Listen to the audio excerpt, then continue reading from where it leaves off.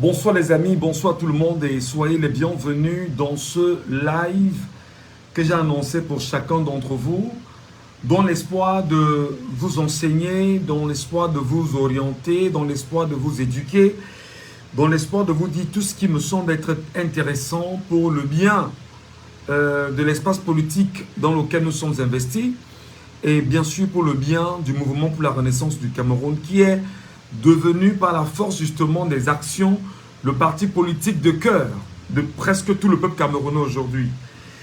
J'ai d'ailleurs mentionné que nous parlerons ce soir de l'histoire politique du Cameroun et pour quelles raisons est-ce que vous devriez soutenir le mouvement pour la renaissance du Cameroun.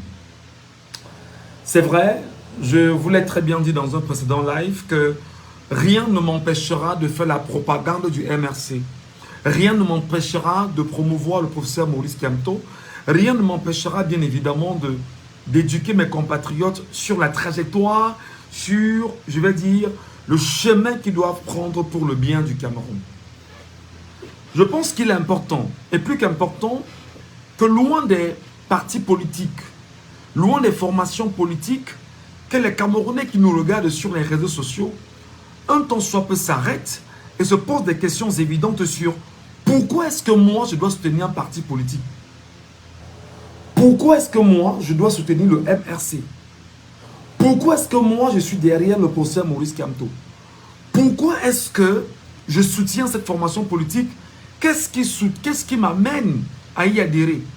D'ailleurs, parmi nous, il y en a qui sont des militants des partis politiques et il y en a qui sont des sympathisants des partis politiques.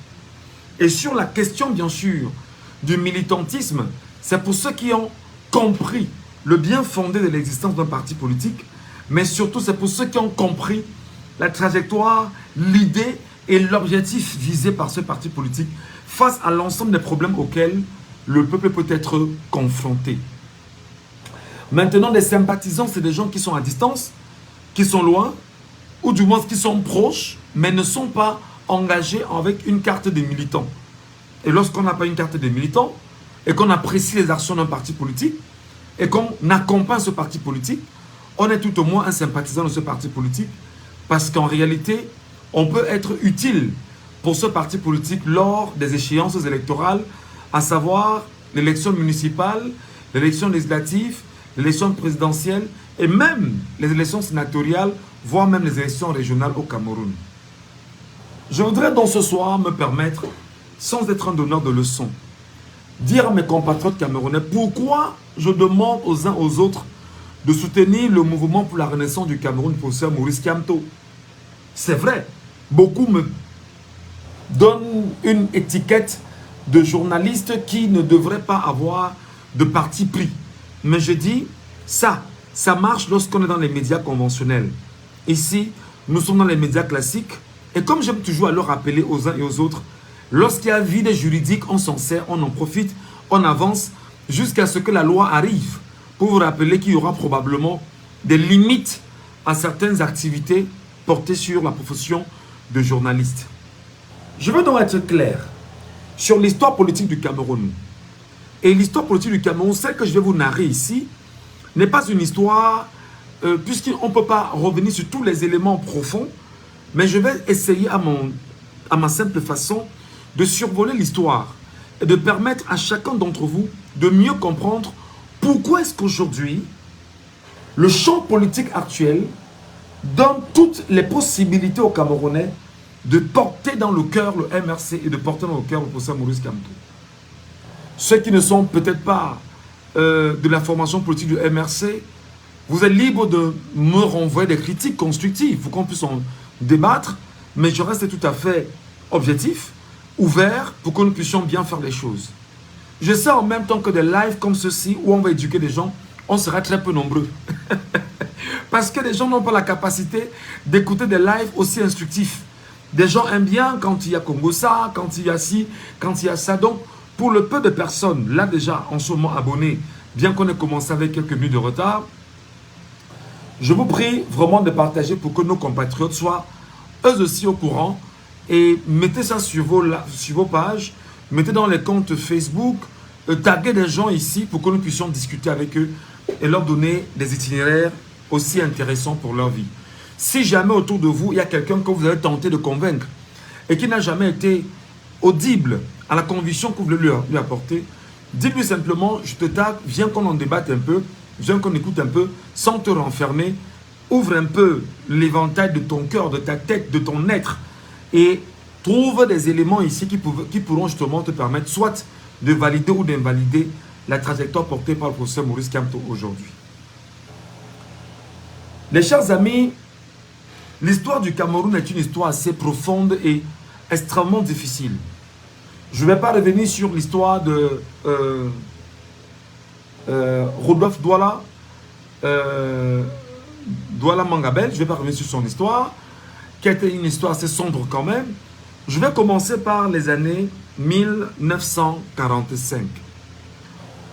1945, il y a ici à Douala exactement, à Bonabéry, des travailleurs du chemin de fer, des Camerounais exactement, qui se plaignent des conditions de travail à eux imposées par l'administration coloniale française de l'époque.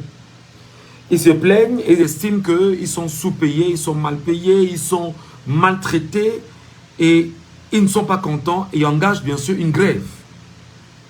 On est en septembre 1945 et le 28 septembre 1945, je pense bien parce que la grève commence le 15 septembre, le 28 septembre 1945 exactement, la France coloniale va s'engager effectivement à tuer des centaines et des milliers de Camerounais engagés effectivement dans cette revendication.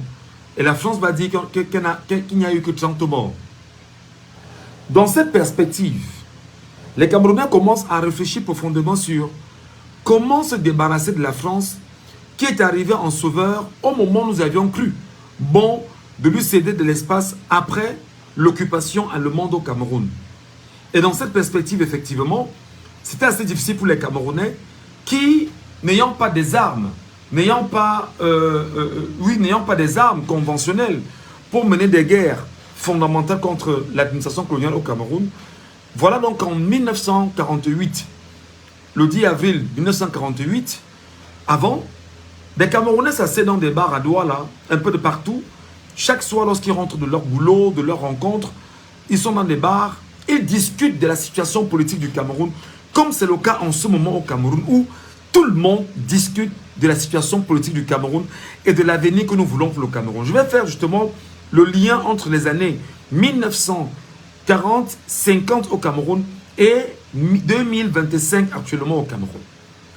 Des gens rentrent de leur boulot à partir de 1945, à chaque fois discutent des conditions de vie qu'ils ont au Cameroun et du comment est-ce que la France colonisatrice, entre guillemets, tutrice entre autres, s'emploie à imposer aux Camerounais des données qui n'arrangent pas ces Camerounais. Ils discutent, ils parlent, ils essaient d'analyser et cherchent des voies et moyens pour libérer le Cameroun. Je redis, pour libérer le Cameroun, mais surtout pour donner au Cameroun un statut tout à fait normal. Déjà, faut-il le mentionner, le Cameroun est divisé en deux. Un côté du Cameroun est entre les mains de l'administration coloniale française et une partie du Cameroun est entre les mains de l'administration britannique au Cameroun. Les Camerounais donc discutent de comment ramener leur pays, comment unifier leur pays, qu'est-ce qu'ils peuvent faire pour que ces gens qui sont arrivés chez eux et qui les ont morcelés s'en aillent et leur donnent l'occasion et leur laissent justement se retrouver comme c'était le cas avant sous l'époque allemande. C'est ainsi qu'en avril 1948, une dizaine de Camerounais se retrouveront dans un bar à Douala, le bar café chez Sierra, et ces Camerounais se retrouveront pour discuter effectivement de la création d'un parti politique qui s'appelle l'Union des populations du Cameroun. Si vous voulez, l'Union population camerounaise, en abrégé l'UPC. Et l'UPC, à la base, a en son sein des acteurs qui ont déjà été dans une action syndicale, parce que l'UPC également était beaucoup plus dans l'action syndicale. Il faut rappeler que ceux qui y étaient avaient déjà un lien avec la CGT en France, et qui, justement, en 1948, ils sont partis justement sur l'ensemble des revendications qui posaient déjà dans les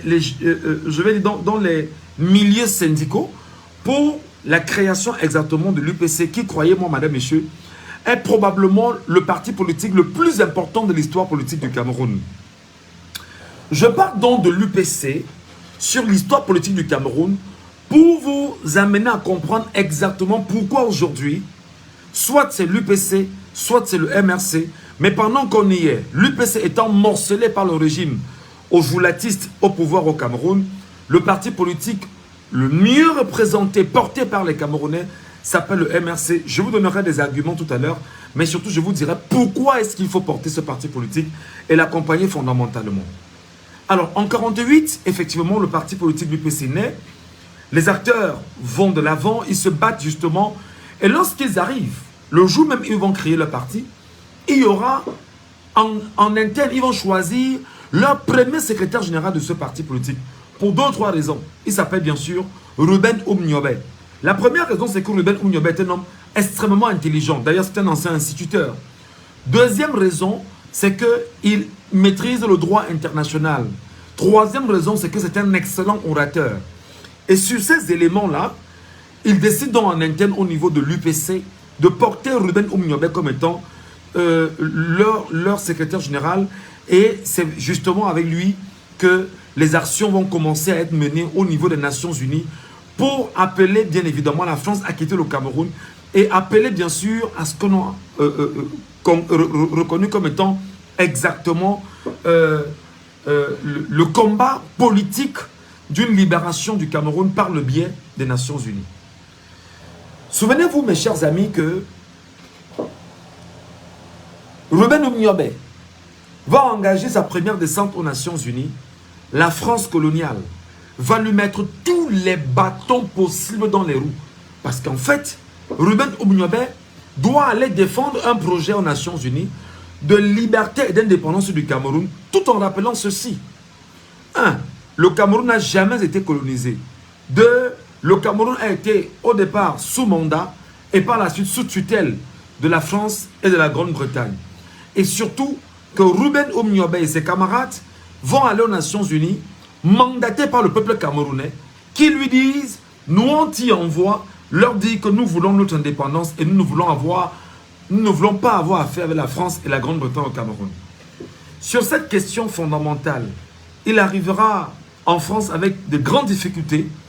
La France fera tout pour l'empêcher bien sûr de faire ce voyage-là aux Nations Unies, parce que déjà la France, sachant que s'il arrive, avec bien évidemment le dossier betonné que lui-même portait, en tant que ce qu'on qualifiait comme étant indigène, lui qui avait une certaine maîtrise du droit international, devait y arriver et devait mettre en mal la France coloniale.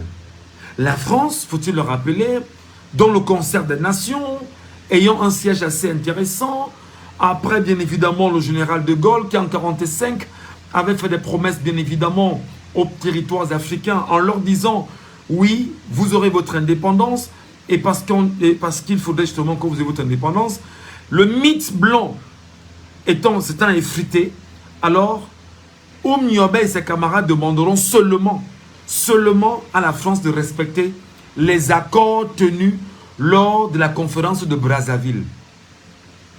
Je prends cet élément pour vous dire qu'en 2025, Maurice Kamto dit aux Camerounais, je ne vous demande qu'une chose, c'est de faire tout pour qu'on puisse respecter la loi, les accords tenus dans le texte fondamental et les lois camerounaises.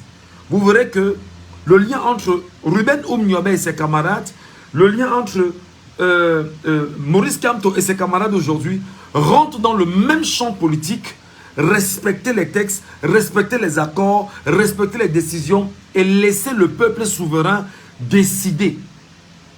Alors, sur le cas, il va aller aux Nations Unies difficilement. Arrivé aux Nations Unies, effectivement, la France va tout mettre en place pour rappeler aux Nations Unies que, comme vous voyez, l'UPC au Cameroun est un parti communiste et n'a rien à voir avec ce qu'on peut qualifier comme étant un parti adossé aux valeurs des Nations Unies. Et vous savez, avec la guerre froide qui existait en ce temps-là et qui existe encore jusqu'à aujourd'hui, tout ce qui est communiste est un danger pour les Occidentaux.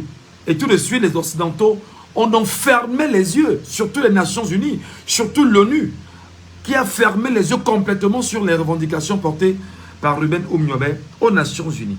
Une fois donc arrivé, il va faire un ensemble de voyages aux Nations Unies, des voyages qui vont se solder par, permettez qu'on puisse le dire de façon péremptoire, un certain rejet réel de la volonté indépendantiste camerounaise et bien évidemment la volonté d'une réunification de l'État du Cameroun, portée bien sûr par les Camerounais eux-mêmes. La France se rendant compte effectivement que la demande est forte et incessante. En 1955, il y a un ministre français des Outre-mer qui doit effectuer un voyage au Cameroun. Il y a la guerre qui se mène exactement au niveau de l'Algérie, parce qu'il faut rappeler, à un moment donné, avec l'UPC, ils ont réalisé qu'il fallait qu'ils puissent avoir une branche armée de l'UPC pour faire entendre la voix des Camerounais vis-à-vis de l'armée coloniale française. Et Dieu seul sait comment les UPCistes ont pu négocier pour avoir des armes et pour pouvoir se défendre en leur temps, à leur époque, et bien évidemment avec ce qu'ils avaient. Souvenez-vous donc de l'ANLK qui existait, l'armée nationale du Cameroun, qui existait et qui avait des armes. Non seulement ces Camerounais se battaient autant qu'ils pouvaient, d'ailleurs parce qu'il y avait une formation militaire portée par l'UPC. En 1955, donc, on se rend compte que le monde entier n'est pas au courant de la sauvage guerre tenue par la France coloniale qui se mène au Cameroun.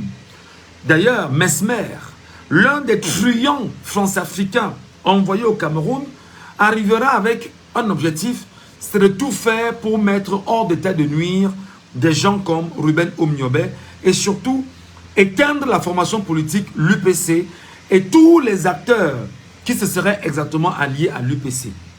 Je vous ai dit, j'ai fait le lien entre l'UPC et le MRC.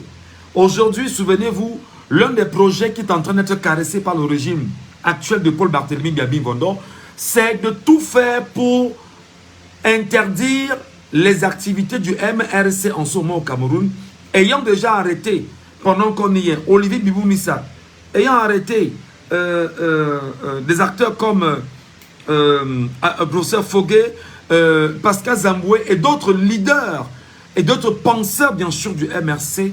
Alors on est dans le même schéma des années 1950 au Cameroun.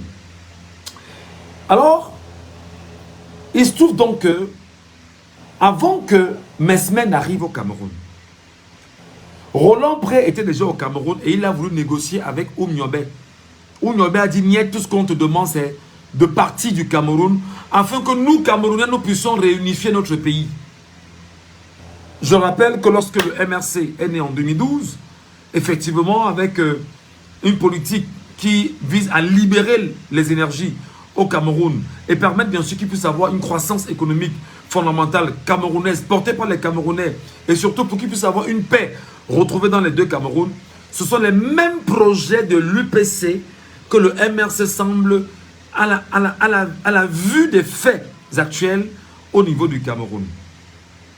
Et sur cette question puissamment intéressante, alors il se trouve que l'UPC en son temps ne sera pas écouté, les leaders seront systématiquement assassinés, d'aucuns vont s'enfuir parce qu'en réalité, la France coloniale au Cameroun, avec l'aide des locaux, comme c'est le cas encore aujourd'hui au Cameroun, où un parti politique est en train de se battre à dire qu'il faut absolument qu'il puisse avoir une indépendance au Cameroun libérale, complète et totale, les mêmes Camerounais, certains Camerounais s'arrangent à rappeler effectivement que non, nous ne voulons pas de liberté du Cameroun, ça ne date pas d'aujourd'hui.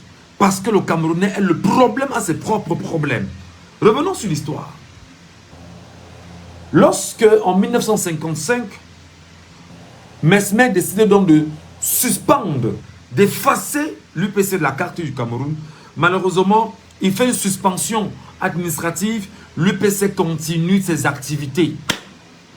L'UPC continue d'exister. L'UPC dit, nous on va exister.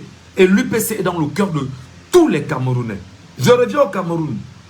Avec le temps actuel, les préfets, les sous-préfets et l'administration territoriale au Cameroun, hérité de l'administration territoriale de Roland Pré et de Mesmer, jouent le même rôle aujourd'hui au Cameroun en interdisant systématiquement toute rencontre, tout meeting, tout rassemblement du MRC Ou que ce soit pour la simple raison que leur but est de tout faire pour éteindre le MRC. On avance justement. Jusqu'en 1960, où la France, s'entend acculée, aurait donc choisi un petit bout d'homme qu'on appelle Amadou Ahidjo. Mais avant Amadou Ahidjo, leur premier choix était porté sur André-Marie Mbida, qui n'avait pas forcément accepté un certain nombre de clauses de la France. D'abord, il fallait être un Tchélé. Premièrement, il fallait laisser que le tchéléisme, le woubisme prenne corps dans l'administration. C'était la première clause. La deuxième clause, c'est qu'il fallait que les gars, qu'ils acceptent d'être adossés à des loges importées et surtout imposées par lui, Paul Ojoula. Et l'une des clauses en même temps qui n'avait pas plu à M. André-Marie Mbida, qui, faut-il le rappeler, n'était forcément pas sain, c'est qu'il fallait qu'il fasse montre d'une main de fer et qu'il essaie d'effacer autant qu'il pouvait tout ce qui éventuellement pouvait être des dissidents pour le régime colonial qu'il fallait imposer au Cameroun. André-Marie Mbida, selon certains textes quand même qu'on a lus et certains témoignages qu'on a eus, n'aurait pas été d'accord sur ces ensembles de choses-là. Et c'est donc comme ça que Mesmer, qui avait reçu déjà une lettre de M. Luc-Paul Ojoula, qui était au Cameroun dans les années 30 et 50 également, lui dira qu'il faut tout faire pour que l'administration camerounaise passe par les loges et le woubisme. Et c'est très important de faire cette mention-là. Et donc Amadou Ahidjo va donc accepter le woubisme d'abord parce que lui-même se fera woubé par l'homme qu'on appelle exactement Mesmer. Et d'ailleurs, il faut rappeler que tout est parti de lui, Paul Ojoula, qu'il avait détecté et lui avait proposé bien sûr ses services à Pierre Mesmer. Donc vous vous rendez compte que sur ces éléments-là, les choses avancent bonnement. Qu'est-ce qu'il faut donc faire?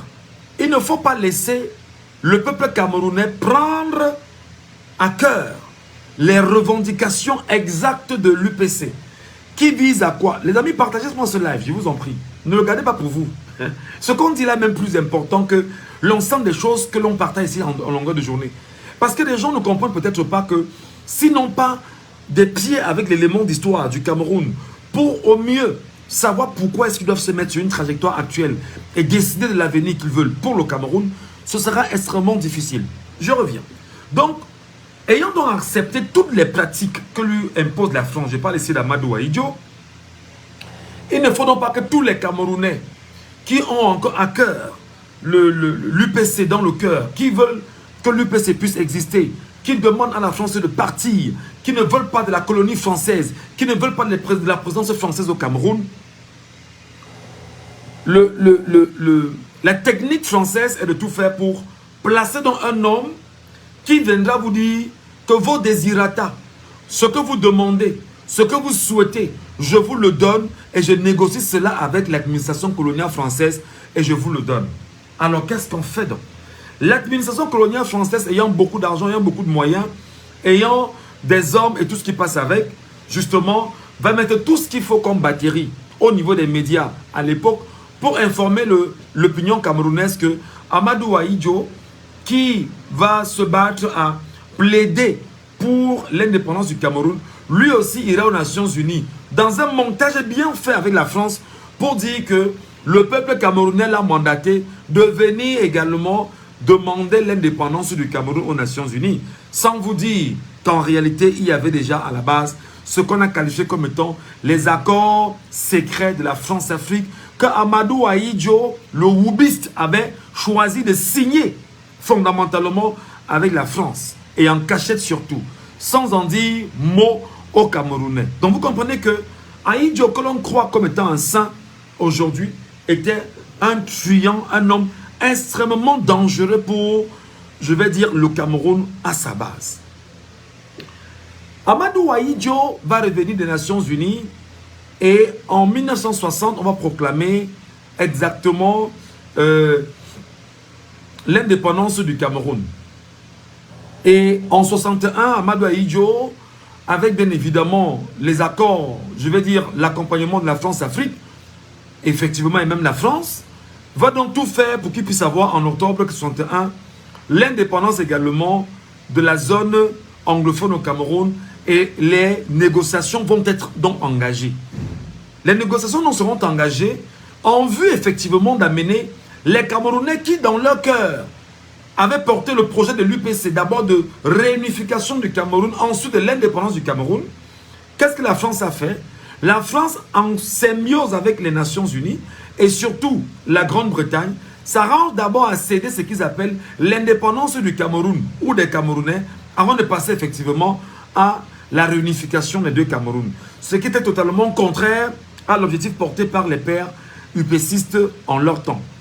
Ceci va se passer jusqu'en 72, où on va assister effectivement à ce qu'on appelait la réunification du Cameroun,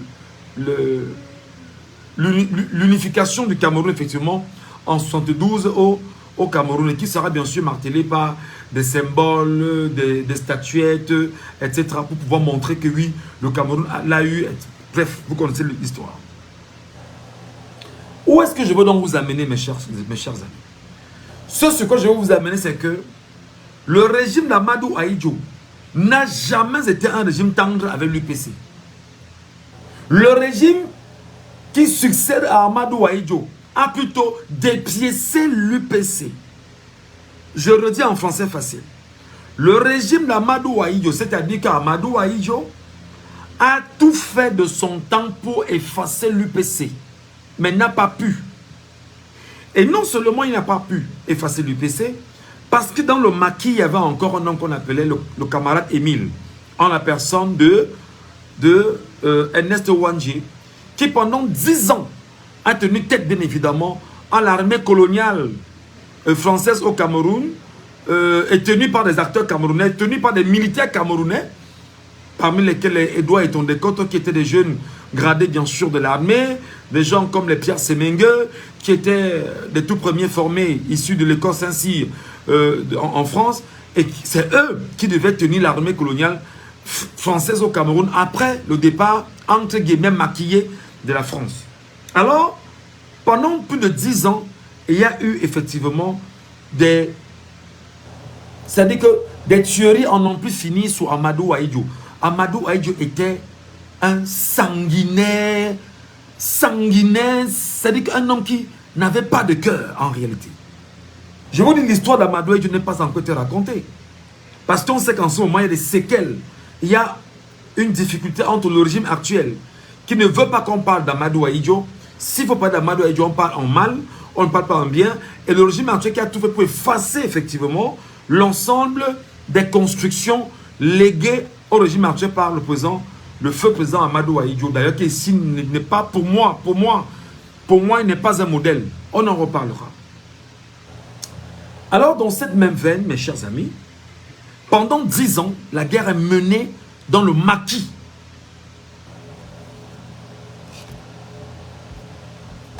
La guerre est menée dans le maquis. Pas très différent de ce qu'on vit aujourd'hui dans les zones anglophones, qui depuis 9 ans sont en guerre contre une armée dite républicaine, dite régulière, et des Camerounais qui sont en brousse et luttent contre l'armée régulière parce qu'ils demandent là-bas leur autonomie, leur indépendance, qui malheureusement, en ce qui me concerne personnellement, je ne pense pas qu'on devrait fragmenter le Cameroun. On devrait plutôt rappeler à nos compatriotes de ce côté que non, le Cameroun a toujours été un et indivisible. Ce ne sont que les approches occidentales qui sont venues nous morceler. Et que ces occidentaux font tout ce qui est de leur possible pour fragmenter le Cameroun. D'ailleurs, je vous raconterai peut-être dans les jours prochains, où je vous dirai exactement que la guerre du Nozo n'est pas une guerre qui est menée entre le Cameroun et les Camerounais. C'est une guerre qui est menée entre la France et la Grande-Bretagne dans le Nozo. Ça, vous ne le savez peut-être pas. Il faudrait vous le rappeler. Le Nozo, là, en ce moment, c'est une guerre qui est menée par la Grande-Bretagne qui s'est rendue compte de la filouterie française. Et la France qui a tout fait pour franciser la zone anglophone. La Grande-Bretagne s'est rendue compte qu'elle n'avait pas d'armée là-bas, comme étant une certaine colonie britannique. Alors, c'est donc levé par des voies sibyllines pour trouver le moyen d'attaquer effectivement les positions françaises là-bas. Et c'est donc comme ça que certains chargent exactement les compatriotes camerounais de ce qu'on appelle l'ambazonie pour leur dire luttez contre vos terres, ne laissez pas les Camerounais du Cameroun francophone venir vous envenimer ici parce qu'ils se sont rendus compte de la supercherie française. Vous souvenez-vous que Le Drian a été lui aussi l'un des acteurs majeurs de cette situation en zone anglophone, en demandant aux industriels français d'aller investir en zone anglophone et de tout faire pour franciser la zone anglophone. Qu'on francise ou pas, nous sommes au Cameroun. Le Cameroun est un et indivisible. Donc, que ce soit Bamenda ou Bouya, c'est tout le Cameroun. Et d'ailleurs, le Cameroun a été longuement éventré à tous les niveaux. On n'a plus qu'un bout de terre aujourd'hui. Mes chers compatriotes, le live que je vous fais ce soir, c'est de vous dire, ceux qui ne comprennent peut-être pas pourquoi est-ce qu'il faut s'engager en politique, doivent l'intégrer aujourd'hui.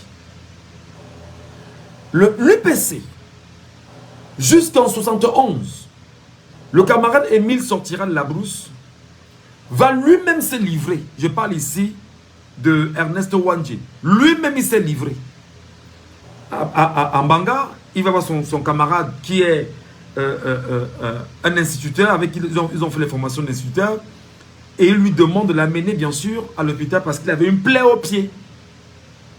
Et son camarade, ayant peur, estime que si je te conduis à l'hôpital, et quand il voit, on va me taxer de subversif. Et on m'a même dit que je suis complice, on risquera justement de me pendre ou de me fusiler sur la place publique. Et il s'accorde. Et il lui dit, mon frère, je préfère que je te rende. Et c'est comme ça donc que, malade, il va donc se rendre. Il va se rendre, même comme il y a une version aujourd'hui qui est erronée, comme quoi il était allé voler le manioc dans un champ, machin, des bêtises, en fait. Bref. Lorsque Amadou Ahidjo, en 71, va orchestrer l'assassinat public d'Ernest Ouandjé, Amadou Ahidjo sait exactement que il est moins intelligent que Ernest Ouandjé et moins intelligent que tous les pères fondateurs de l'UPC. Mais surtout, Amadou Ahidjo saura que tous les Camerounais ont à cœur l'UPC et ne portent en rien à cœur l'UC ou l'UNC créé par Amadou Ahidjo. Je rappelle, pour ceux qui ne savent peut-être pas, aujourd'hui, vous devez l'intégrer. Le tout premier parti politique dans lequel Amadou Ahidjo a milité s'appelait l'UC. L'UC est ce premier parti politique créé en 52, je pense bien, ou en 51, 52, si ma mémoire est bonne là-dessus. Lorsque l'UC donc est créé, le tout premier président de l'UC s'appelle André-Marie Mbida et son vice-président s'appelle qui? Amadou Ahidjo. Et qui crée l'UC? C'est Louis-Paul Ojula. Cher peuple camerounais, écoutez-moi très bien. Chaque Camerounais doit faire sa part à son niveau. J'ai fait ma part d'éduquer, d'orienter, d'encadrer et de dire la vérité à mon peuple qui doit savoir pourquoi il doit s'engager en politique. L'UC donc est créé par Louis-Paul Ojula. Il met la tête de l'UPC, de l'UC, André-Marie Mbida. Et à côté, Louis-Paul Ojula a créé d'autres partis satellites à l'UC, parmi lesquels, j'oublie seulement le nom. Et il y a un autre parti politique qu'on appelle aussi l'UPC à l'époque. Donc un UPC bis, créé par André-Marie Mbida. Pourquoi? Parce qu'il fallait créer ce qu'on appelle des partis satellites au BDC, qui était le même parti politique de Louis-Paul Ojula. Parce que lui ayant créé le BDC, du BDC est né l'UC, de l'UC est né l'UNC, et de l'UNC est né le RDPC. Ça fait 75 ans que cette donnée politique existe, mes chers compatriotes. Et vous devrez l'intégrer et comprendre, au fond, que depuis toutes ces années, effectivement, ce qui se passe, c'est que le régime totalitaire, sanguinaire, dictatorial, fasciste, et je dirais même tribaliste de Yaoundé, et les régimes successifs, ceux-ci n'ont fait que appliquer les méthodes léguées par la France coloniale. C'est-à-dire, les héritiers n'ont fait que respecter les ordres légués par leur paternel, entre guillemets, la France. Dans cette même dimension, l'UNC d'Amadou Ahidjo, c'est que l'on force presque les gens d'y avoir accès. Amadou Ahidjo force presque l'administration d'y avoir accès à son parti politique. Exactement comme le MRC aujourd'hui. Non, exactement comme le RDPC aujourd'hui. Le RDPC force carrément tous ceux qui sont dans l'administration camerounaise a intégré le parti politique. C'est pourquoi, dans les premiers textes du RDPC, on faisait savoir exactement que lorsque tu es chef-service dans un ministère, de chef-service jusqu'au niveau du ministre, tu es astreint à une cotisation, je crois que c'est mensuel ou annuel, dans le parti politique du RDPC. Et dans cette même configuration, il y a donc une vérité qui était claire. C'est que le RDPC, né le 24 mars 1985, hérité de l'UNC d'Amadou Ahidjo, qui à la base était le vice-président, ensuite président de l'UC, créé par Louis-Paul Odjoula, ayant à tête le tout premier président André Marimbida, est né effectivement des cendres du BDC, le Bloc démocratique camerounais, qui était le parti porté par Louis-Paul Odjoula pour faire tête à l'UPC et effacer l'UPC de la carte de la politique camerounaise. Ça n'a pas marché. Ça n'a pas marché. Donc, en 71, c'est donc du pain béni pour Amadou Ahidjo de tuer complètement toute formation politique au Cameroun, y compris le camarade Émile. Entendez Ernest Wandji. Il sait donc que j'ai effacé mes concurrents autour de moi, j'ai effacé tout ce qui éventuellement pour me faire ombrage, alors je dois régner en maître et en demi-dieu. C'est donc comme ça qu'il va phagocyter toutes les administrations camerounaises, choisir ces gens. Et lui, Paul Odjoula, doit continuer à proposer des acteurs à Amadou Ahidjo avec lesquels ils doivent travailler. Et ça passe par quoi? Par le woubisme et les loges. D'ailleurs, je rappelle aux compatriotes camerounais que celui qui a ramené la rose au clos au Cameroun s'appelle exactement Louis-Paul Odjoula. Et dans cette configuration, mes chers compatriotes, il était question pour la France, pour que les acteurs politiques camerounais leur fassent allégeance permanemment. D'abord, on te soumet au woubisme, premièrement. Dedans, on te soumet aux loges. Deuxièmement. Troisièmement, on te soumet au vol. Quatrièmement, on te soumet justement à une éducation de barbares, de sauvages, où tu dois travailler avec bien évidemment une logique de torturer et de faire du mal aux autres. C'est donc pourquoi la France va permettre à pas mal de ces jeunes-là d'aller se faire former dans les écoles françaises. Il y a l'ENA de Paris, beaucoup vont se former là-bas, et plus tard ils vont créer une sorte d'école d'administration et la magistrature au Cameroun, qu'est l'ENAM, pour former les Camerounais sur place, afin qu'ils soient au mieux biberonnés par l'instruction et les valeurs de la France-Afrique, en vue de mieux piétiner le peuple camerounais et de ne pas laisser le peuple camerounais prendre sa revanche face à la France coloniale qui est au Cameroun depuis 108 ans. Mes chers compatriotes, je n'invente rien. Je ne vous dis que la vérité. Je ne vous présente que les faits. Je ne vous parle que de votre histoire. Et je vous dis pourquoi vous devriez adhérer au MRC aujourd'hui. J'en arrive justement. Sur cette chronologie de 1971 jusqu'en 82, lorsque le président Amadou Ahidjo est obligé de quitter le pouvoir, il a régné en maître. Il a régné en maître, il a régné en Dieu, il a régné en tout-puissant. Il décidait de la vie de qui il voulait, quand il voulait, comme il voulait. Il a fait régner la terreur à un niveau incroyable.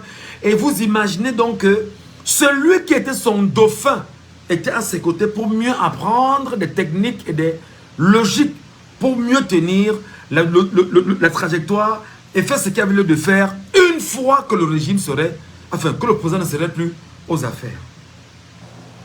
Vous réalisez donc que 1982, le président Paul Biya prend les rênes du pays. Lorsqu'il prendra exactement les rênes du pays, qu'est-ce qui va se passer? Il va hériter de la France coloniale tout ce qu'elle a laissé entre les mains d'Amadou Ahidjo. Entre autres, les accords de la France-Afrique. D'abord, entre autres, le woubisme qui n'a jamais combattu au Cameroun. Jamais. Jamais on l'a entendu dire non, on va combattre le woubisme. Si tant il est vrai qu'une fois, lors d'une interview en France, Il a dit que les futures générations sauront quoi faire. Que pour le moment, au Cameroun, n'en parle pas encore. Mais jamais il n'a combattu le roubisme au Cameroun. Jamais il n'a combattu la monnaie française, le franc CFA, au Cameroun. Jamais il n'a combattu les entreprises françaises au Cameroun. Non. Jamais, mais alors jamais, tout était mis en place pour qu'il puisse hériter exactement de tout ce que la France coloniale a légué à Amadou Waïdio. Là, nous sommes en 1982. 1982, les amis, l'opposant Paul Biya arrive au pouvoir. Il a des problèmes avec son prédécesseur. Son prédécesseur, quand vous lisez le livre de Ebale Ngounou, dans ce livre-là, il est plus explicite dans ce livre. Donc, je vous convie à aller le lire. Dans ce livre d'Ebale Ngounou, il dit tout ce qui s'est passé dans la transition. Et d'ailleurs, c'est pas moi qui le dis. Dans le livre d'Ebale Ngounou, il parle encore de wubisme. Je suis un lecteur et puis je lis tout ce que j'ai sous les yeux. Il parle encore de wubisme dedans. Allez lire pour savoir de quoi est-ce qu'il était question. Alors vous vous rendez compte que l'idée du RDPC est bien à partir de 1982. Le RDPC se bat. Monsieur Biya qu'on considère comme étant un gars qui n'a pas suffisamment de couilles, qui n'a pas suffisamment de force, qui a une voix fluette, qui parle, on ne l'entend pas, décidément ne peut pas être un gars sur qui on peut compter, il n'a pas un ton autoritaire, etc. Et progressivement, il va faire ce qu'il aura à faire jusqu'en mars 85, où lorsqu'il aura écarté, bien évidemment, ceux qui l'ont dérangé, je parle bien sûr des coups d'État de 84, souvenez-vous du 6 avril 84, ce qui s'est passé, n'oubliez pas les fausses communes qu'on a eues au Cameroun, sous le renouveau, effectivement, les fausses communes qu'on a connues au Cameroun au lendemain du coup d'État du 6 avril, toutes ces données sont encore là. Alors qu'est-ce qu'il faut faire? Il faut rappeler qu'on a exactement eu les leçons de la France coloniale, qui a des formalités propres. Il faut être cruel, il faut être dictatorial, il faut s'aimer la terreur, il faut avoir probablement un lien avec les données que la France a imposées au Cameroun. Le RDPC va naître dans le 24 mars 85 à Bamenda. Lorsque le RDPC naît exactement et grandit, tout va bien, les partis satellites sont là, vraiment. En 90, M. Biya dit, bon, je vais en France au sommet de la Bolle, je suis convié par le président Mitterrand, il va falloir absolument que, voilà, à l'issue du sommet de la Bolle, que je revienne au Cameroun, relancer le multipartisme, parce qu'il n'y avait qu'un seul parti politique qui existait, et qu'on dise de moi que j'ai ramené la démocratie au Cameroun, et que grâce à moi, on a plusieurs autres partis politiques. Il y a les événements de 90 avec les villes mortes et tout ce qui passe avec. Il faut calmer les Camerounais, il faut calmer les cœurs. Sommet de la Bolle, M. Biya y va et il revient au Cameroun. Et plus tard, on parle d'une conférence nationale qu'il faudrait mettre en place pour pouvoir juguler les morts, juguler les problèmes, résoudre les malentendus. Et le chef de l'État reviendra à la tribune et dira: conférence nationale souveraine sans objet. Cette phrase, je l'ai écoutée, j'étais encore très jeune. J'ai écouté mes parents parler de ça, qui étaient très choqués à l'époque. Et bien voilà, vous comprenez exactement ce dans quoi on a vécu. L'idylle du RDPC jusqu'ici est tranquille. En 90, le Nidjon Fundi arrive, avec son parti politique, le SDF. Les Camerounais se rendent compte qu'il y a un nouveau souffle politique au Cameroun, à part le RDPC. Regardez bien, de 82 à 90, ça fait exactement 8 ans. Les Camerounais estiment qu'en 90, ils pourront donc reprendre leur revanche sur ce qui s'est passé d'abord en 45, premièrement, en 48, deuxièmement, en 55, troisièmement, en 60, quatrièmement, en 71, et l'ensemble des meurtres qu'on a connus au Cameroun sous les régimes successifs. Les choses avancent. Nidjon Fundi arrive, gagne les élections en 92. Mais seulement Jacques Foccart, l'homme justement de l'Élysée va passer un coup de fil à Yaoundé et il va demander effectivement, c'est de l'histoire, il faut lire. Il va demander à Yaoundé d'inverser effectivement les chiffres. Le chiffre qui est porté pour Nidjon Fundi sera remis au président Paul Biya et le chiffre porté pour Paul Biya sera remis à Nidjon Fundi. Et le président de la Cour suprême de l'époque qui siégeait en lieu et place de Cour constitutionnelle, Alexis Djipanamouele, pendant la lecture justement des résultats officiels de l'élection, va dire qu'il ne lit que ce qu'il voit. Et ne lit que ce qu'il voit. C'est-à-dire qu'il transmet un message subliminal aux Camerounais. Alors disons, je ne lis que ce que je vois. Alors, à vous Camerounais de décider de votre destin. Mais seulement les Camerounais n'ont pas compris le message qu'il leur avait transmis. Dans la même veine, mes chers amis, extrêmement difficile pour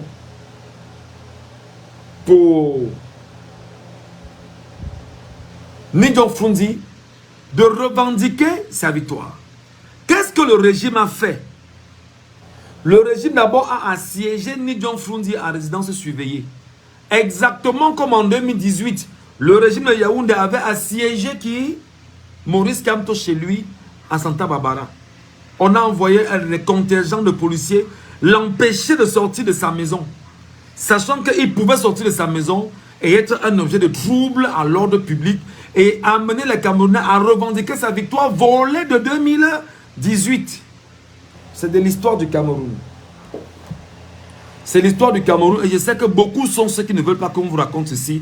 Mais notre devoir, notre mission est de dire au peuple camerounais ce qu'il doit garder et comprendre pourquoi il doit voter le MRC et choisir le MRC. Mais j'en viens parce qu'on doit comprendre dans nos analyses où est-ce qu'on est en train de partir et pourquoi est-ce qu'on fait cette trajectoire-là, où est-ce qu'on est en train d'y aller. Alors, mes chers amis, l'édile du RDPC, après avoir fait ce qu'il a fait en 90, jusqu'en 2000, ça fait 10 ans, 2012, 2011, si vous voulez, plus de 21 ans déjà d'existence, le RDPC va bien, tout va bien. Vraiment, le RDPC peut faire ce qu'il veut, le RDPC peut mettre ce qu'il veut où il veut, le RDPC peut piétiner les textes comme bon lui semble, le RDPC peut décider de la vie de qui il veut, quand il veut, comme il veut, pendant plus de 21 ans, de 90 ou de 92 à 2012. Ça fait 20 ans environ. Voilà que naît un parti politique au Cameroun qu'on appelle le Mouvement pour la Renaissance du Cameroun, qui naît des cendres d'un parti politique, effectivement, déjà existant et porté par monsieur le professeur Alain Foguet.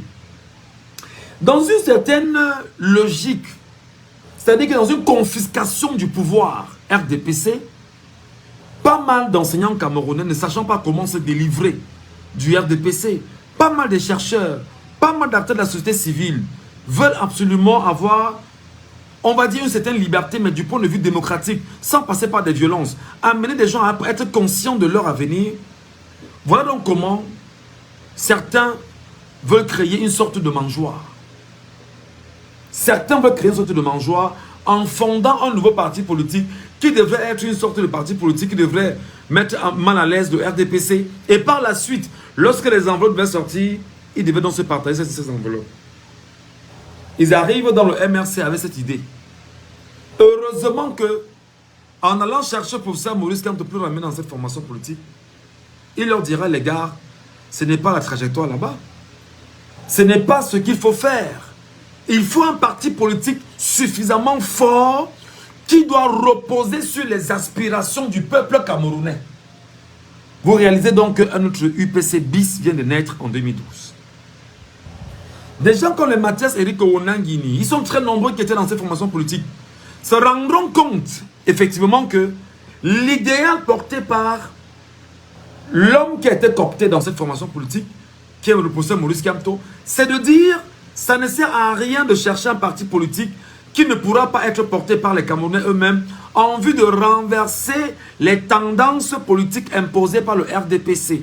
Voilà comment naîtra les premières idées du MRC et les textes vont commencer par s'écrire. Et il le rappellera. C'est un combat qui sera long, mais qui doit avoir un aboutissement certain. 2011, M. Biya n'est pas éligible pour l'élection de 2011.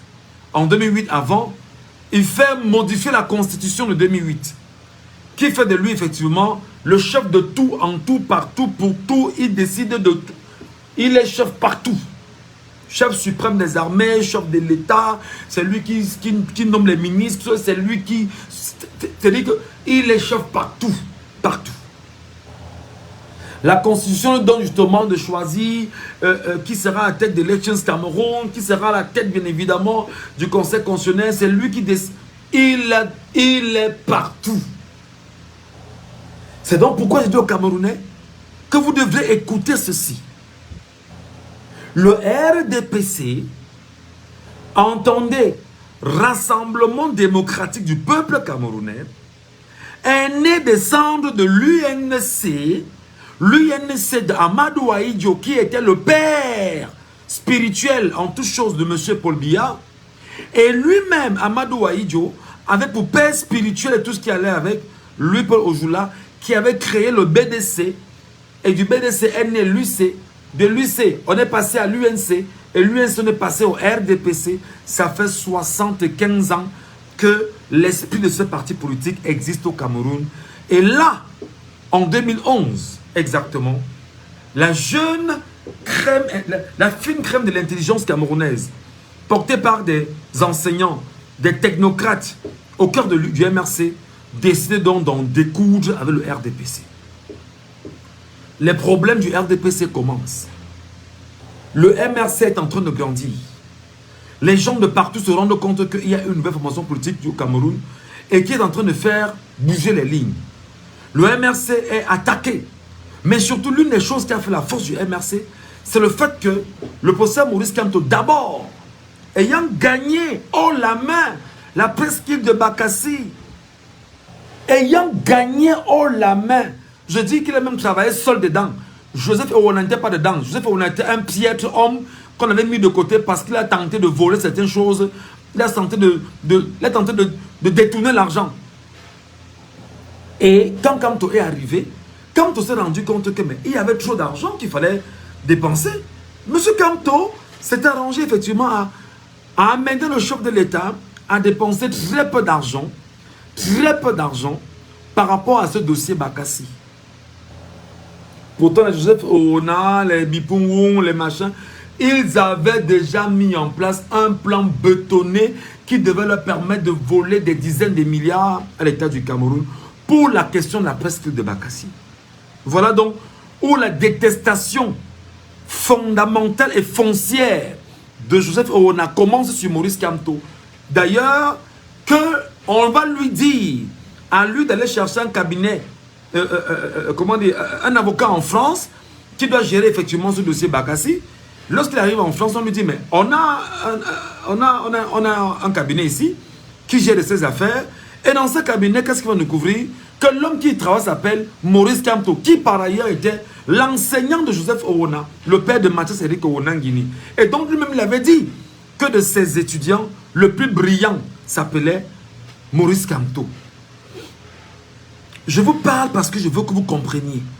Je vous parle parce que je veux que vous sachiez. Je vous parle parce que je voudrais que vous preniez ce live-ci et que vous le partagez aux Camerounais qui n'en savent pas suffisamment. Pourquoi est-ce que nous devons nous mettre complètement derrière le MRC et le professeur Maurice Kamto? L'homme dont a gagné le procès de Bakassi en 2011, il démissionne du gouvernement dans lequel il y a travaillé parce qu'en réalité, dans le projet Bakassi, puisqu'il fallait parler entre ministres nigérians et ministres camerounais, lui n'était que l'associé d'un cabinet qui gérait le dossier Cameroun. Alors, il fallait donc qu'il co-signe en tant que ministre camerounais. Voilà comment M. Biya fait de lui le ministre camerounais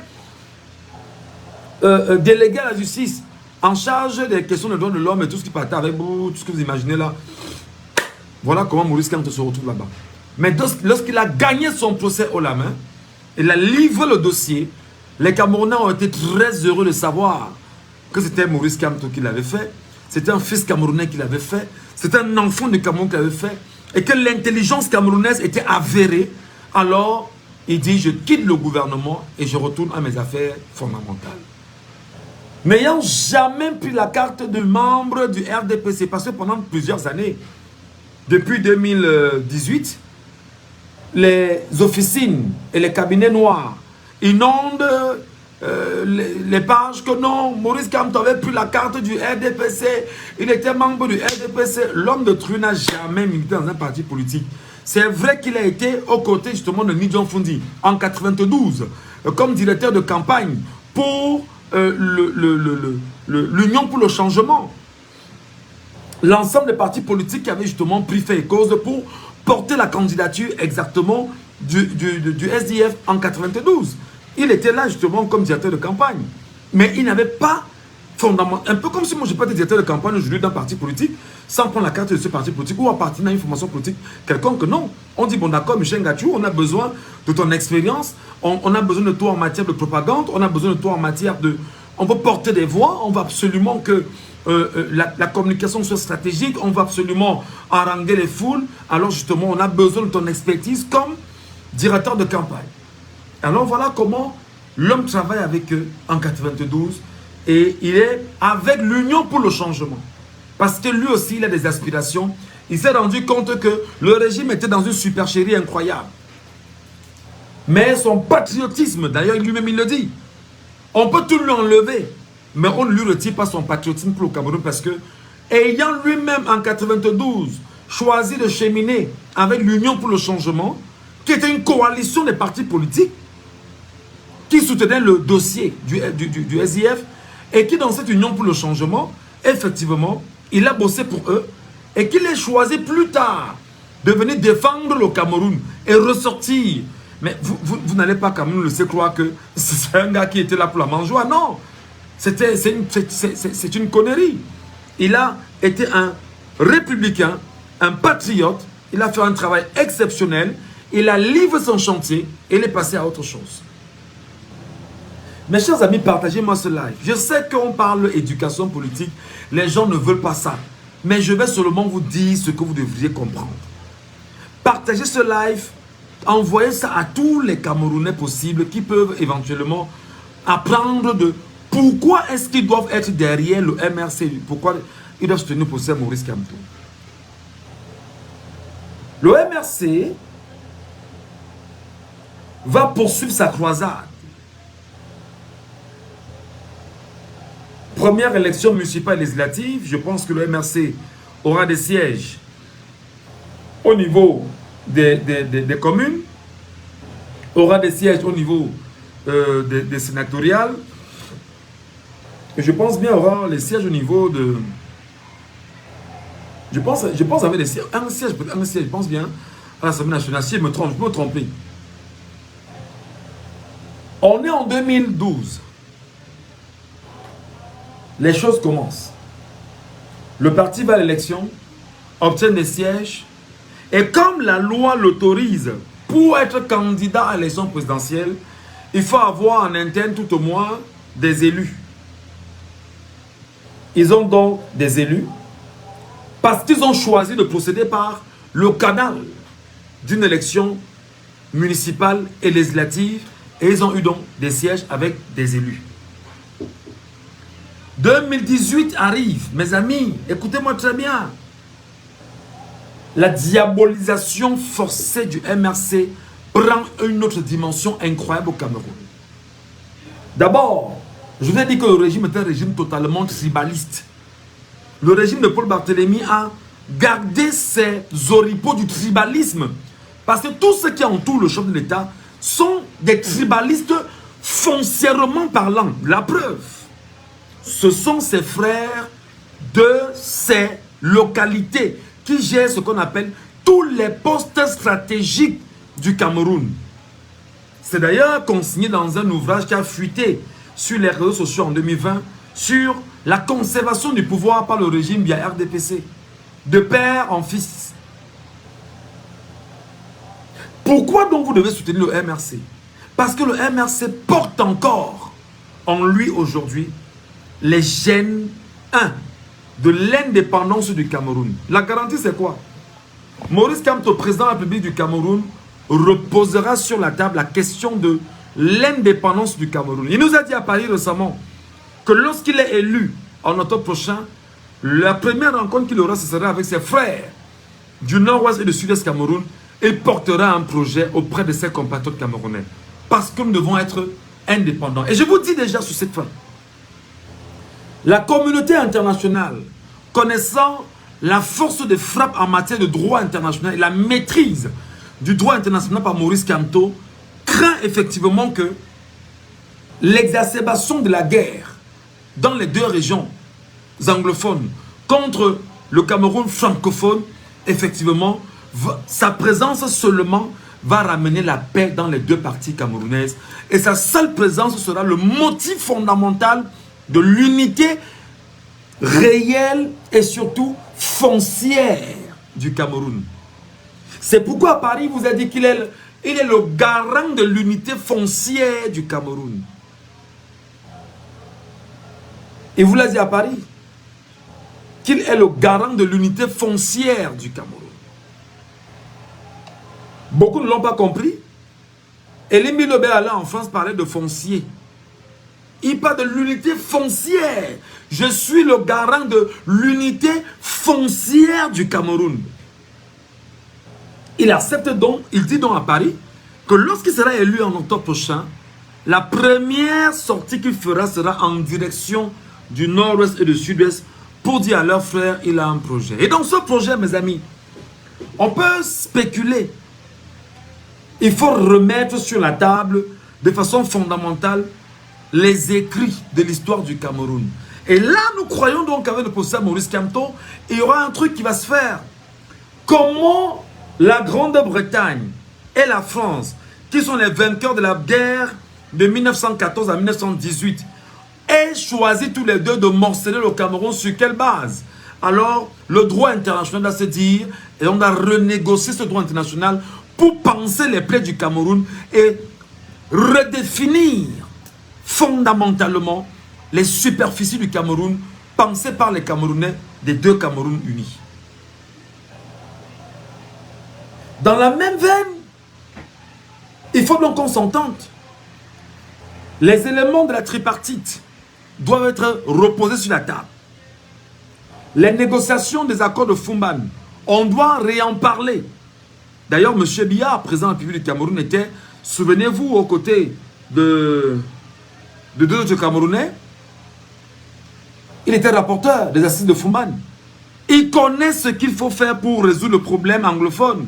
Il le sait. Donc, l'une des premières garanties du professeur Maurice Kamto, c'est que, étant la garantie de l'unité foncière du Cameroun, il va nous ramener exactement là-bas, sur cette question-là. Parce que de façon foncière, nous devons être unis au Cameroun. Nous n'avons aucun droit d'être désunis. Et que chacun dise que je pense à moi, je pense non, il n'y aura pas ça. Deuxième chose,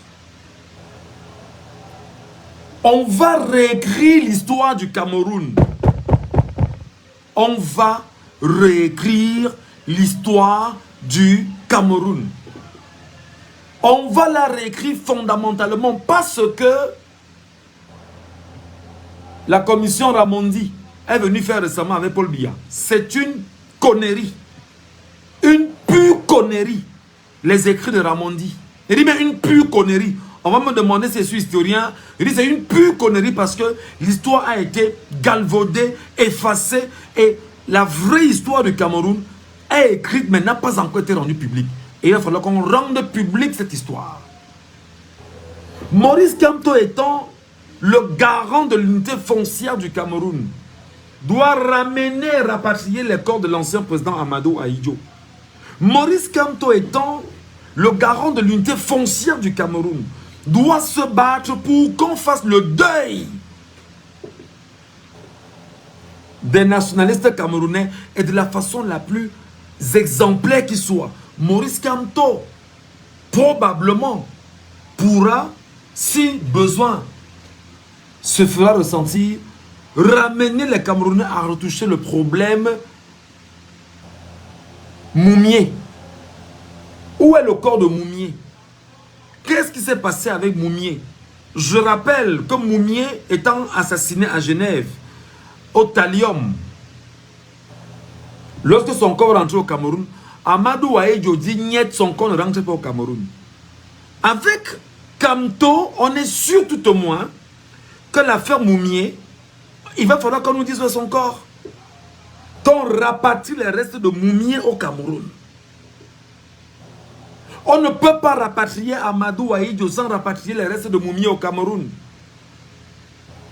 Parce que les pères upécistes qui sont morts, on doit faire le deuil. On devrait même dans une certaine mesure aller encore là en Pays Bassa, ressortir. On va ressortir le béton dans lequel on avait enterré exactement notre leader nationaliste Ruben Oumniobé. Il était enterré dans le béton armé. On va y aller à nouveau. Revoir, reconfigurer, voir comment on peut extraire l'homme de ce béton pour que son corps puisse reposer en toute quiétude. On va réécrire l'histoire politique du Cameroun avec le MRC. Et nous sommes donc dans une certaine garantie de ce que la France coloniale, consciente qu'elle a été pour beaucoup dans les exactions meurtrières au Cameroun, avec ses affidés à la tête du Cameroun, alors qu'est-ce qu'elle est en train de faire en ce moment avec le régime en place? Il y a donc deux factions en ce moment au niveau de la présidence de la République. Je vous donne des informations claires. Et il y a une faction qui est pro-conservation du pouvoir au Cameroun. Et il y a une faction qui est pro-changement de l'homme. Mais on conserve le système france-africain. Pendant qu'à l'extérieur, avec le MRC, on veut effectivement un changement radical, total et surtout libérer le Cameroun. Vous comprenez donc, mes chers amis, que la quête de ce qui nous anime, c'est la libération du Cameroun. C'est l'indépendance du Cameroun. C'est la souveraineté du Cameroun. Et même la souveraineté monétaire qui fera débat. Mais croyez-moi, le débat autour de la souveraineté monétaire est un débat qui est assez difficile. Mais il va falloir qu'on puisse engager les démarches pour une réelle souveraineté monétaire. Maurice Kamto étant là-bas a salué, souvenez-vous, le 31 mai dernier, à Paris, l'Alliance des États du Sahel. Qu'est-ce qui vous dit que dans son libéralisme porté, est-ce qu'il ne souhaiterait pas lui aussi qu'il puisse avoir une liberté fondamentale des Camerounais? Moi, je suis de ceux qui pensent que, oui, les hommes politiques peuvent dire des choses. On lui donne une chance d'abord et il réussit. Je finis par un élément.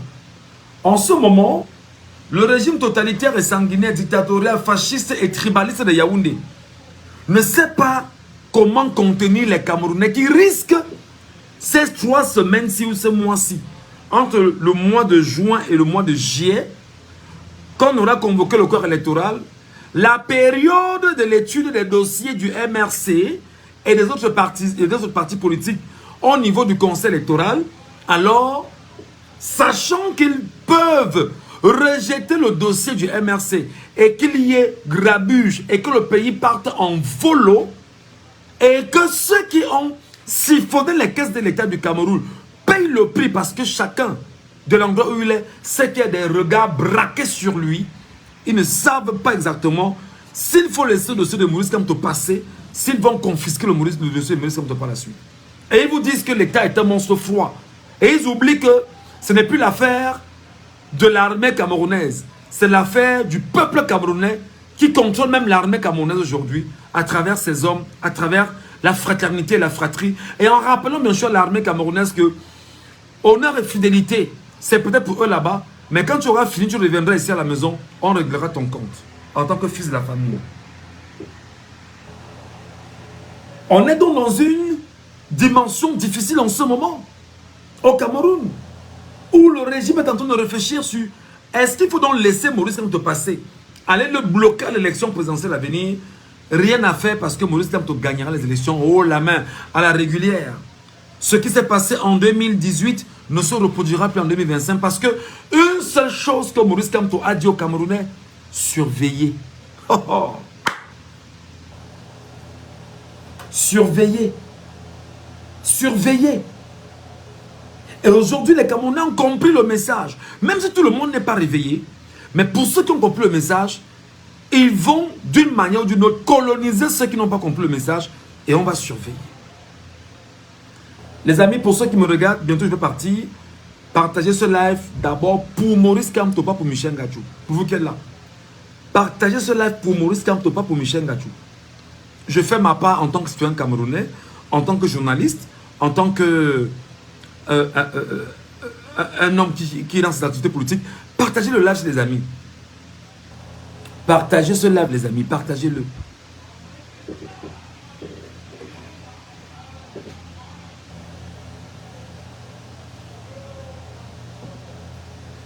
Partagez le live, les amis. Partagez le live. Partagez-le. Partagez-le. Et vous mettez plein de cœurs. Mettez plein de cœurs. Plein de cœurs, les pouces bleus. Envoyez. Il faut apprendre à sécuriser le live quand on est là. Donc, je vous fais cet exposé aujourd'hui parce que je voudrais que vous compreniez l'importance d'avoir Maurice Kamto qui est, au moment où je vous parle, la seule chance que le Cameroun détient du point de vue politique pour obtenir son indépendance réelle et sa liberté.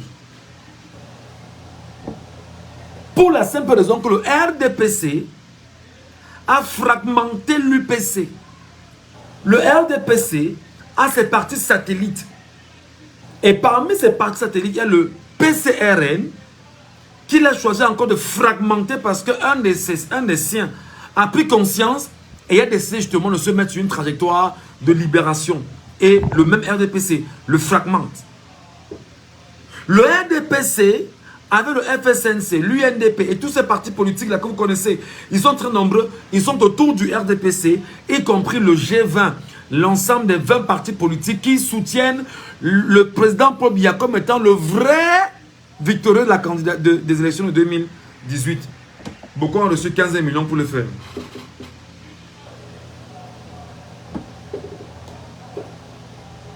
Mes chers amis, je sais que nous avons du chemin à faire. Nous avons une trajectoire à mener. Nous avons une route à baliser. Notre travail, c'est de vous préparer psychologiquement. Je n'ai pas l'impression d'avoir la science infuse pour vous parler. Mais je pourrais redire ce que je vous dis là autrement, 10 fois, 5, 10 fois, 20 fois, afin que vous ayez le bon message. Parce que mon devoir maintenant, c'est de vous préparer psychologiquement, moralement, historiquement avec ce que je peux avoir. Pour que nous allions exactement en octobre prochain vers notre victoire. Notre victoire, c'est de rappeler à l'armée régulière que tu es en train de mourir dans le nozo.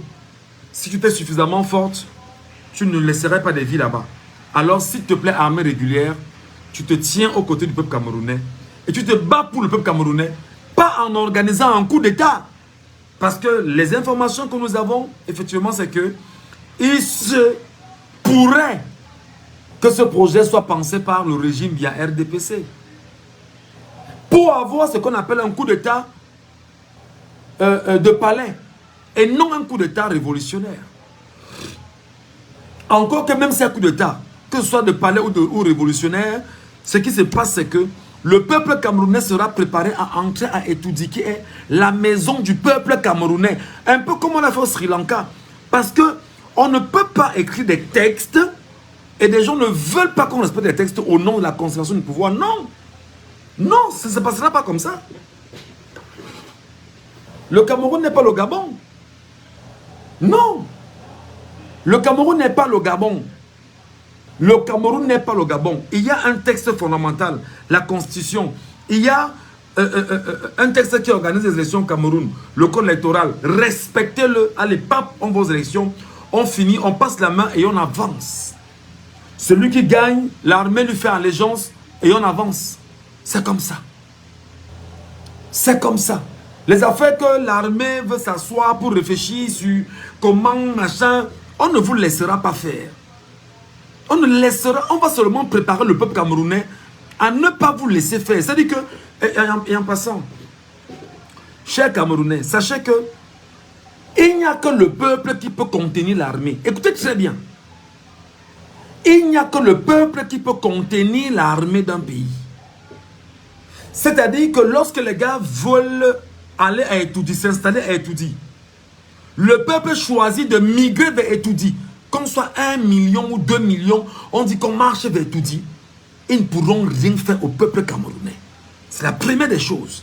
Deuxième des choses, le même peuple doit sécuriser la radio, la télévision.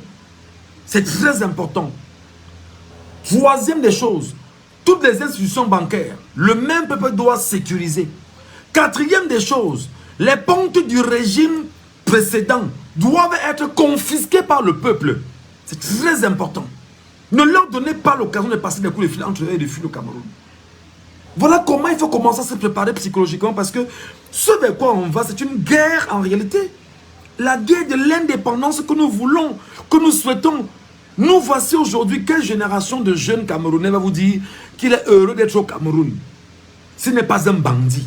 Ce n'est pas un gars qui fait des choses sales pour vivre. Ils sont combien en fait? Donc, je suis là pour vous dire, ma page Facebook et mon compte TikTok que je vais réactualiser bientôt, et mon compte YouTube, je vais me battre pour ça. En passant, ceux qui peuvent nous aider à bien travailler, n'hésitez pas.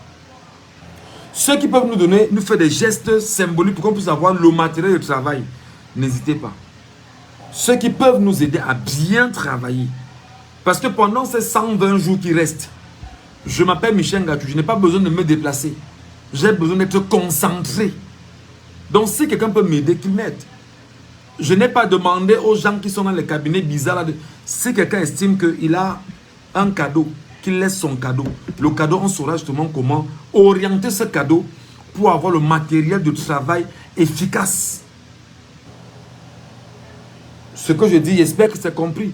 Je veux le matériel de travail efficace. Je veux l'espace de travail où je pourrais passer mes journées à lire, à chercher et à faire des lives en permanence pour être toujours dans la pratique de l'éducation des Camerounais jusqu'en octobre 2025.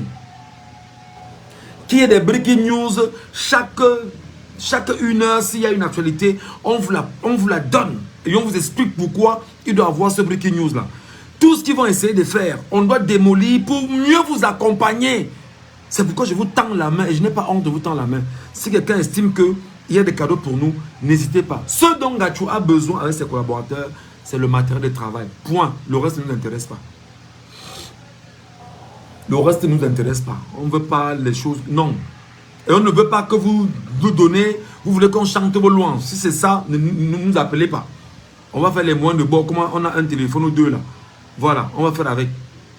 On a besoin des micros. Hein? Regardez. Ce type de micro là. D'accord?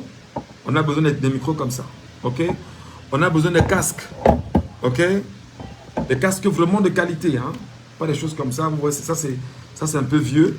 Mais trouvons des casques de qualité. Vraiment, où on pourra s'entendre avec tout ce dont on a besoin. Parce que je pense également, il y aura des podcasts qu'on va découper. Il y aura des éléments qu'on va sectionner, renvoyer directement sur la page, ramener des gens sur des liens. Parce qu'il faudrait qu'on contrôle la communication des réseaux sociaux. Voilà. Et c'est comme ça. Et que chacun se batte à son niveau, à se dire, d'accord, nous on a contribué à ça. Et le mec, qu'est-ce qu'il fait? Vraiment, vous avez mon numéro, pour ceux qui veulent bien. J'ai besoin du matériel de travail. J'ai besoin du matériel de travail. J'ai besoin de l'espace de travail. Et dans mon espace de travail, j'ai besoin de rien d'autre que d'être concentré. Rien d'autre que d'être concentré. Seulement concentré. C'est-à-dire que lorsqu'il est 6 heures, je me réveille le matin. Je vous donne les premières informations de la nuit. Lorsqu'il est 7 heures, je m'arrête, je vous donne les premières informations de la nuit. Chaque 1 heure, je suis là. Chaque 1 heure, je suis là. Et quand il y a un breaking news, je vous annonce que dans les minutes qui vont suivre, il y a un breaking news ici ou ça. Avec la possibilité d'avoir effectivement des gens au téléphone et sur place qui soient capables de nous expliquer les profondeurs de ce qui se passe. Donc je pourrais faire mes journées devant mon téléphone. Ça ne me pose pas de problème. C'est pourquoi on a besoin d'avoir des mains solides, des gens solides. On a besoin d'être un mur, le mur du peuple comme ça, pour pouvoir au mieux contenir la communication digitale et au mieux entretenir les Camerounais jusqu'à leur victoire en 2025. En octobre 2025. Donc moi, je n'ai pas honte de vous tendre la main pour ceux qui veulent bien. J'ai dit encore, ne prenez pas ma main tendue pour me demander de faire les louanges pour vous. Non. Voilà. Donc, pour ceux qui veulent bien nous aider, merci, ce sera un plaisir.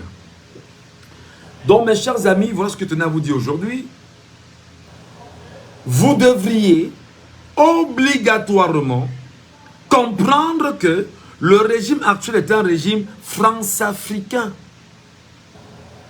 Le régime actuel est un régime qui est adossé à Paris. Le régime actuel, je viendrai prochainement avec d'autres informations. Comment est-ce qu'on gère le bois camerounais? Qui gère le bois camerounais?